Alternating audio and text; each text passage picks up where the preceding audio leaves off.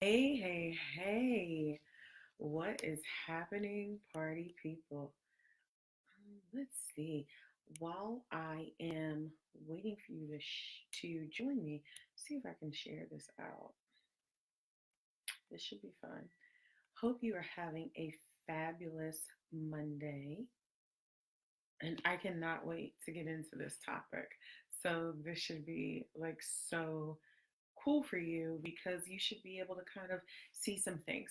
So, for those of you that don't know me, hey, I am Kimberly Smith. I am the Purpose Catalyst, and I help women identify their purpose, transform their pain into power, and activate their zone of genius so that they can start creating those coins. All right. So, it's a little chilly where I am today, so I have on a hoodie.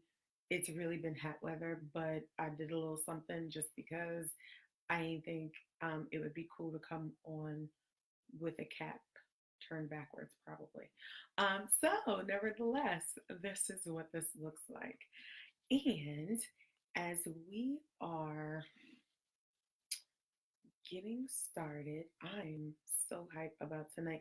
3 reasons I chose to embrace my identity. And I wanted to talk about this because I have been to quite a few cities and done some really amazing talks. Hey, Kim! And had some awesome conversations over this past year. So, the last 10, almost going on 11 months, I've been having conversations with clients and with people, the ladies that I'm meeting at the book signing, and, sitting in on panel discussions. And I think that there are some things that we need to really get into. So, first things first, here's what this is all about. 3 reasons I chose to embrace my identity. And it's so easy to not embrace your identity because a lot of us have been doing it for quite some time. So let me tell you where this came from. I was having a conversation with a group of women and I asked them, so beyond all of the titles, beyond like your name, who are you? And it was crickets. I mean, crickets. It was so quiet. It was crickets. And then one girl looked at me and she said, I don't know. She was bold. I appreciated her authenticity and her honesty. But the truth is, she really didn't know. She didn't know who she was beyond a mom, beyond a daughter, beyond a sister. She had no clue about who she was created to be. So, the thing about this is, before a child of the Most High, boom, exactly. So, before you can understand your purpose, you have to first understand who you are. And that is paramount. So, I wanted to share tonight about my why I chose to embrace my identity and why it's so important that we embrace it. So, listen, as you're coming on, like, comment, and share. Let me know that you can hear me. It looks like Kim can. But if you're online, just hit me with a hello and let me know that you can hear and everything sounds and looks okay. A lot of times we've been having some crazy, ridiculous screen issues, and I'm not sure where it's coming from. So I hope you can see and hear. So if you can, hit me with a hello and let me know all is well. Now, as we get into this, that was the premise as to why I chose to talk about it. But I realized at the crux of why I chose to become or why I embraced being the purpose catalyst was really because one, I was tired of hiding. Two, I was tired of being this one dimensional character that people knew. So they didn't know the whole of me.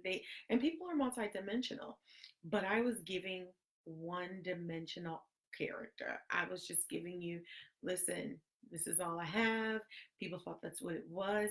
And I wanted to break out and be the full, authentic me.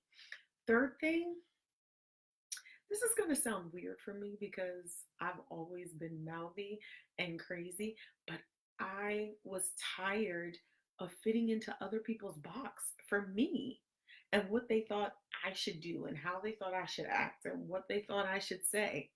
Crazy, right? But I was tired of it. I wanted to break free. I wanted to experience liberty at its finest. And I wanted to be my authentic self and really not care about what other people say. So, this is what I did. First step. So, I said I'm going to give you three, right? The three reasons why. So, those are my three reasons. And here's how I did it. So, I want you to take some notes. And if you're ready for number one, hit me with a one in the comment section. We're talking three reasons why I chose to embrace my identity. Hey, Kels, thanks for joining. So, if you're ready for number one, hit me with a one in the comment section. Let's get this party started. Let's make sure we are talking tonight. And listen, if you know anything about me, you've probably been on my personal Facebook Lives. You know that I'm fully interactive. I like feedback. Hit me with your comments, your questions, your thoughts. I want to hear it all. Thank you for those ones. So, listen, I wanted to stop being one dimensional, right? Um, and here's the thing. When you're one dimensional, it means you lack depth, substance. And for me, that was hiding behind certain things. So I hid behind the fact that I could organize and had good organizational skills, that I had the ability to put things together and make it work. I hid behind humor because who doesn't love somebody who can make other people laugh? But you don't really like that person when it's time to pull you together and tell you to get your purpose together, right? So I hid behind humor. I hid behind what made people comfortable. I was okay with not showing people that I had depth. I was okay with people saying that, oh my God, you're so funny. You should be a comedian. But I wasn't ready for them to know that I was the purpose catalyst. I wasn't ready for them to know that I had the ability to create change in the earth. I wasn't ready for them to know that I had the ability to impact people's lives. Because then what would they think, right? Who's this girl that cracks jokes and has good organizational skills and can be an administrative assistant? She does what? Yeah, right. I was okay with showing one side of who I was. Now, don't get it twisted. I still crack jokes. I still cut up. That will never change. I will always cut up. But the truth of the matter is, if that's all people really see, they really don't know what else you do. And it's time that you stop being one dimensional. What is your real purpose? What is the real reason why you're hanging out? Hey, Danya, thanks for joining. So, lacking depth.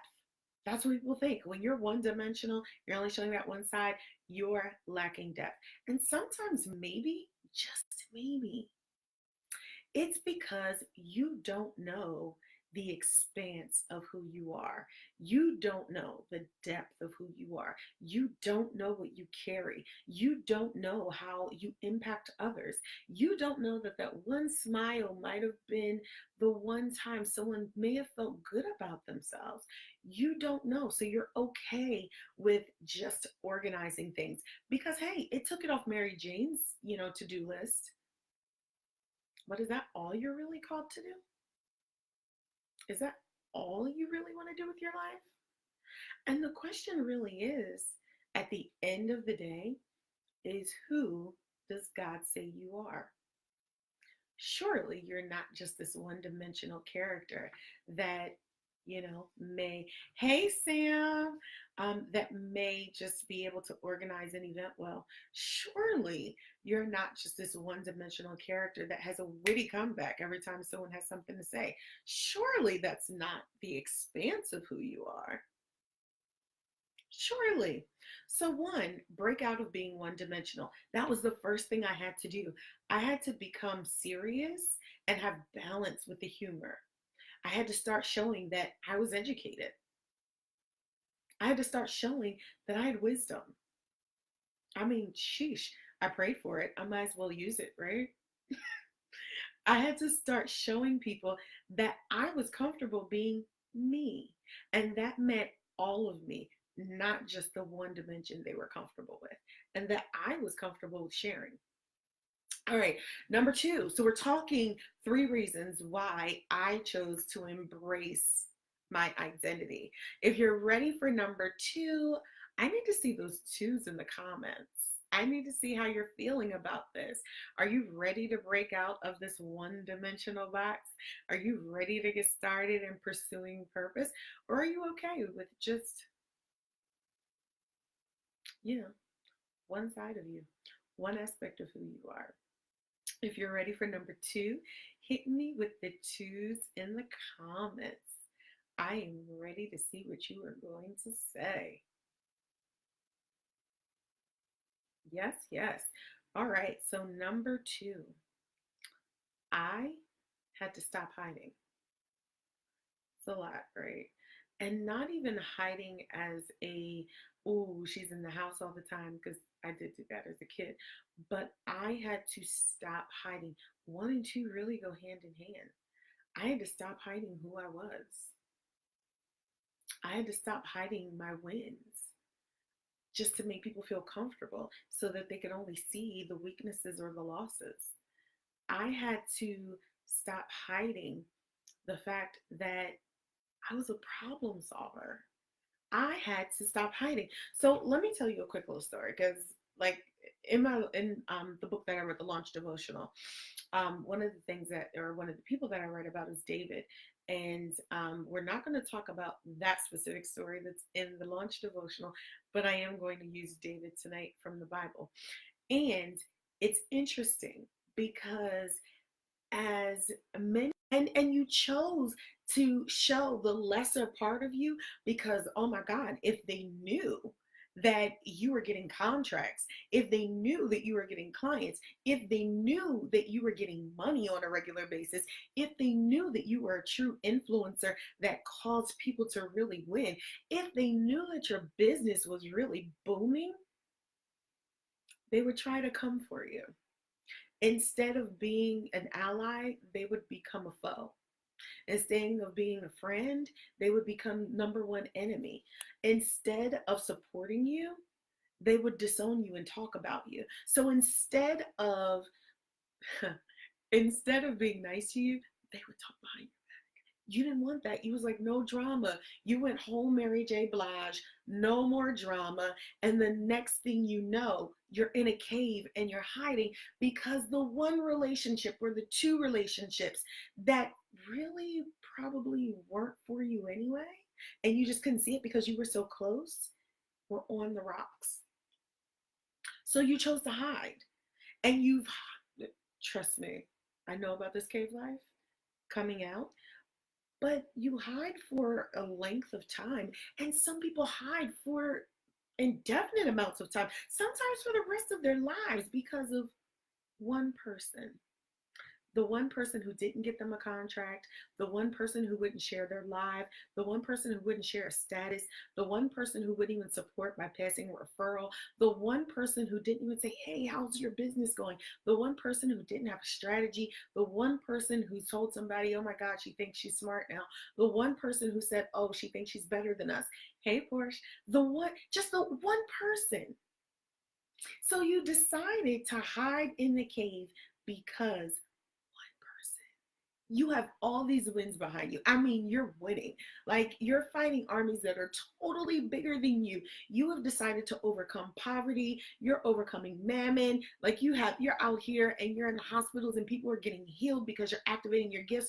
But one person said, who does she think she is? And you run to the cave. It's happened to a lot of us. We don't talk about it. People ask, oh, I thought you were doing so and so. And you're like, nah, I gave that up. Or they say, oh my God, remember when you had this business? And you were like, yeah, let's not talk about it. But the truth of the matter is, you hid. because people weren't ready for you to be a success. They were ready to give you a helping hand because they thought you had less than them, but they were not ready to see you come up. They weren't ready to see you on a higher level. So you decided, let's go all the way down. I'll fall off the radar. Stop hiding. Do you know how exhaustive that is? Like that is so exhausting. Like you're hiding who you are, you're hiding what you can do. You stop and come to a complete halt. And on the inside, your heart is racing because you know there's more. On the inside, you have all these ideas that are bubbling up and they're overflowing, but you won't say anything because you're afraid of the success and the place and the value that people will place on it. You got to come out of hiding. I mean, when I tell you I hid for so long, I hid the fact that I knew how to speak well. I hid the fact that I could talk. I hid, and I hid because I said, but what if they come after me? What if they don't like it? What if I say something and it comes against what they believe? So what? My purpose demands me to do something. And once you realize that your purpose places a demand on your life, on your time, on your energy, you will be more than willing to share it with others. Because the truth of the matter is, you wouldn't have the Purpose Catalyst if I was still in the cave hiding. You wouldn't have the launch devotional if I was still in the cave hiding. Women are buying this devotional and talking about, oh my God, I just finished the first 10 days and I thought I had it together. Like I thought I knew what I was doing in life, but things have changed. So would these women have the opportunity to say that if I continue to hide in the cave? No. So what are you holding back because you're choosing to hide in the cave? What are you holding back? Why are you holding back? Does one person and their ideal of you cause you so much torment that you've decided to opt out of God's will for your life? Because then we have to talk about who's more important here, who has more weight in your life, why, right? So listen, first, stop being one dimensional. Let us know who you really are. Number two, stop hiding. It's time to come out the cave. If you are ready for number three, hit me with the three in the comments. So listen, if you're just joining, this is three reasons why I chose to embrace my identity. I hope that this is helping you. Hope that you're getting some things out of this. So as we move on to number three, let me know because I'm so excited to share number three with you. Number one was stop being one dimensional. Number two was stop hiding. Like you're so valuable to the world and you're hiding. You're hiding all your greatness. You're hiding all your smarts. Thanks, Kim, for the threes. You're hiding the fact that you are one of the most intelligent people on earth. You're hiding the fact that you know how to do multiple things and there are pain points out here that need to be solved. So, yeah, number three. Thank you for the threes, y'all. Fitting in someone else's box. Listen, I touched on this before, but I want to go over it again. Fitting in somebody else's box. So let me share with you what I did. For several years, I knew that there was like this deeper call to be more visible. I knew there was this deeper call to help women. I knew that there was this deeper call to do things that I had never done before. But the landscape of my life was made it a little difficult for me to pursue that. And what I did was, instead of going for it, because God said he would honor, like he said, listen, if you step out, I'll honor what you say because I know you'll only say what I tell you to, right? And I was like, no, Jesus, no. Because three, I have to fit in somebody else's box. And what you want me to do would cause the box to explode. And I'm comfortable in their box because it doesn't require much. But what you're asking me to do requires me to dive a little deeper, to go a little harder, to sacrifice a little more, to be a little nervous about where you're going to lead me. But if I fit into their box, I don't have to worry about it because then I relinquish my will to what they want and I give them the opportunity to be my God because I'm answering to their commands and not yours. And that's much easier because I know that routine. With you change things up on me, you switch things. I never know what we're going to do from day to day. And if I do that, do you know how many people would reject me? But if I stayed in their box, it would be so much more comfortable. Like, I know this box. I know the dimensions of this box. I know how much it weighs. I can carry it around. I can strap it on my back. I know this box. This box is so comfortable to me. I'll let them boss me around in this box. They can tell me what to do in this box. I'll fit in it. I'll be okay. But you, sheesh, that means I got to pray a little more. It means I got to study a whole lot more. It means that I'm going to have to be out of my comfort zone. Ugh, I don't know if I'm ready for that. I was cool with being in someone else's confines, and it turned out to be a prison. It wasn't freedom. It turned out that my liberty was on the side of God, and that's what you give up. You give up your freedom to fit in somebody else's box because I'm sure that box cannot hold the expansiveness, the weightiness of who you are, the depth of who you are. And because you're not really comfortable with the depth of who you are, you're okay with fitting in that box. You're okay with summing yourself up with the totality of their thoughts. But you have to know what God thinks about you. Those are the thoughts that you tend to. See, here's the thing. I was really nervous about people's response because, again, I had only shown them one dimension. I was in the cave. What are they going to think? Right? Like, who are you? Where'd you come from? But listen, movements start with a series of firsts. So if you never start, the movement never begins.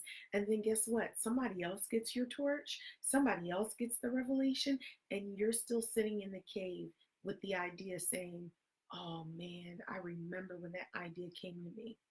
Oh wow, I remember when I had that vision about that. Oh man, I had a dream about that last night. I can't believe that. And you'll still be in the cave. You'll still be showing that one dimension. You'll still be hiding. You'll still be worrying about it's comfy in this box. You have to get out of the fear of people's responses. You have to break up with the fact that they may not accept who you're growing to be.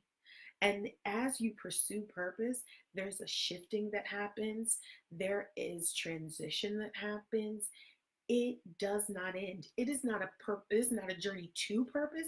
It's a journey of purpose. It is ever evolving. You are ever learning who you are and who God designed you to be. In order to be fearfully and wonderfully made, you have to first be fearless of people and their opinions of you. It really is none of your business. If there's anything that I've learned this year, it's that what they think about me, it's none of my business. I could care less. So what? Say what you say. Have a ball. Do what you do. None of my business. Not none. Not none of my business. What really is my business is what I'm assigned to do by Jesus, the absolute Christ. What God created me to do. What the Holy Spirit leads me to do every day. That's my business. That's my business. And if you still think that somebody else's opinion, somebody else's ideal, or wait, somebody else's design future of what you should be and do is your business, then we really need to talk. Listen, not any of your business. At the end of the day, every day there should be a checklist. What is the Holy Spirit leading me to do? Two, God, what does my future look like that you've designed that I need to partner with you in today? What else is your business? Like, really? I mean, those two things alone will keep you busy all day. Like, I'm sure of it. It has kept me busy. on multiple days. So those two alone, you don't have time to really think about anybody else and their foolishness once you get that. Not that you shouldn't have community, not that you shouldn't be involved in helping each other, but their foolishness about what you should do, child, please, girl, no. Mm-mm. Not even remotely close. Don't even bother with it. Stop fitting in somebody else's box. Listen, you will never fit into a Tiffany box. And I'm sure the box that they have is probably one of those cardboard public storage boxes that gets wet, dirty, and dingy. Why are you still trying to fit in that? It's pointless. It will never be enough for you. You will always lack in that box. You will always really be unaccepted in that box. Because as long as you do what they do, they will be so excited for you. But the minute you give God a full surrender and a full yes, it could very well go against what they've planned for you. And since they're not your God, you probably need to go with Jesus on that one, right? All right, so listen, we're going to go over them again. One, stop being one dimensional. Okay. Number two, stop hiding. Come out the cave, girls. Number three, stop fitting in someone else's box.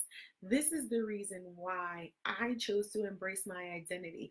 I found more liberty in who God created me to be than in anybody else's ideas, fictitious or otherwise, what they thought about me. It didn't matter to me anymore. You have to break out of it. So listen, on November 10th, I'm going to be in DC for another pop up book signing. The theme is embracing your identity. If this talk resonated with you, I want you to tag your friends and don't just tag them, but the link is in the title. I want you to come and meet me in DC and let's get to the core of who you are. This is going to be a workshop like none other. It means it is a working workshop. We are going to talk and have authentic conversation. We are going to have a ball, but listen, bring tissues because at the end of the day, you're going to walk out of that building knowing who God created you to be. And there will be no excuses being had at this stop. So if you are in DC, if you're in Northern Virginia, if you're in Baltimore and you missed my first stop, jump on a train, bring your girls, and I want you to meet me in DC on November the 10th at 3 p.m. And all the information is in the link bit.ly/TLD, which is the launch devotional, Washington, D.C. Books will be on hand as well as some other merchandise that I have available, but I really want to see you. Listen, don't forget, like, comment, and share on this post. Share it with your friends, share it with your coworkers, share it with your enemies. They need to know their purpose too, because their purpose is really not to be your enemy. Share it with your aunties and your mom. Bring everybody and let's have a ball. There is limited seating, so please do not waste time. All right. Okay, listen, I will talk to you soon. Bye.